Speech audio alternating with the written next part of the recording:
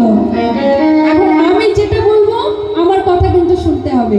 পরে আসর থেকে নেমে তোমরা আমাকে মারবে না বকবে সেটা তোমাদের ব্যাপার। এখন তো বলবো শুনতে হবে।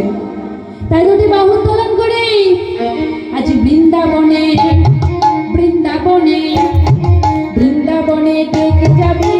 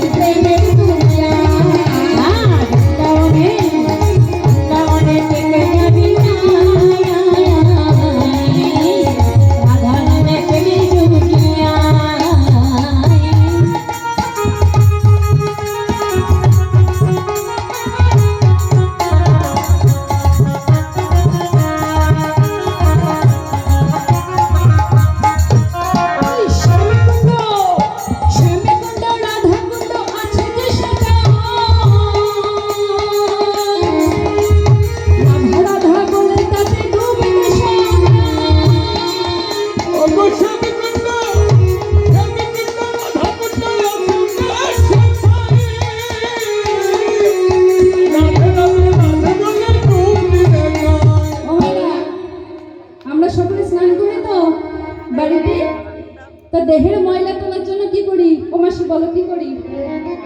দেহের ময়লাগুলো যে নোংরা তোলার জন্য কি করি? হ্যাঁ, সাবান মাখি, তাই তো? এবার আর মাসির দিকে তাকিয়ে বলবো না, এবার দিদিমা যারা আছে তাদেরকে বলছি। হ্যাঁ, তা মনের মধ্যে যে ময়লা আছে সেই ময়লাটি কি করে পরিষ্কার করব? সে ছিলাম বৃন্দাবনে, আমাদের শ্যামকুণ্ড রাধাকুণ্ডতে স্নান করতে হবে, তাই তো? তারপর স্নান করলে কি হবে? সেখানে সাবান ছাড়া সাবান ছাড়া সাবান ছাড়া মনের ময়লা ধুয়ে মুছে যায়, ধুয়ে মুছে যায়। সাবান ছাড়া সাবান ছাড়া মনের ময়লা ধুয়ে মুছে যায়।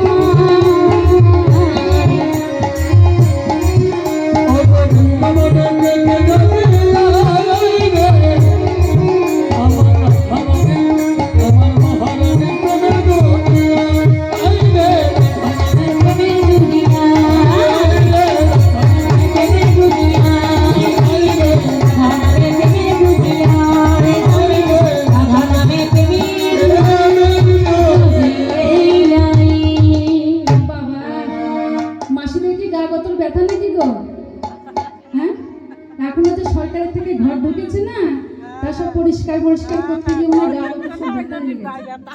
হ্যাঁ তো দুটি বাহু তোলো, তা বাহু না তুললে গা গতরে ব্যথা ঠিক হবে কি করে? রাত নাকি লজ্জা করছে?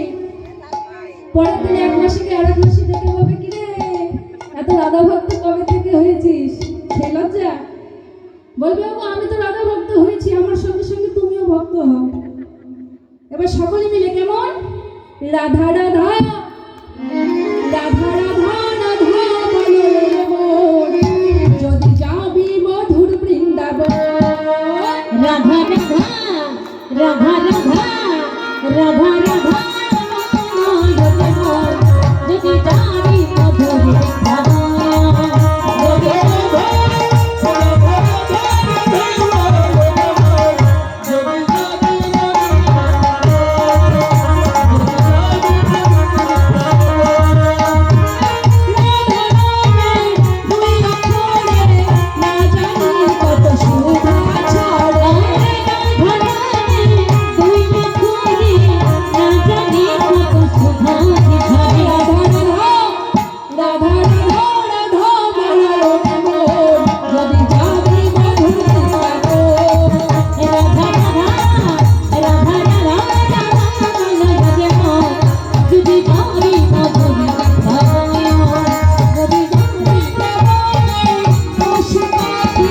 সবাই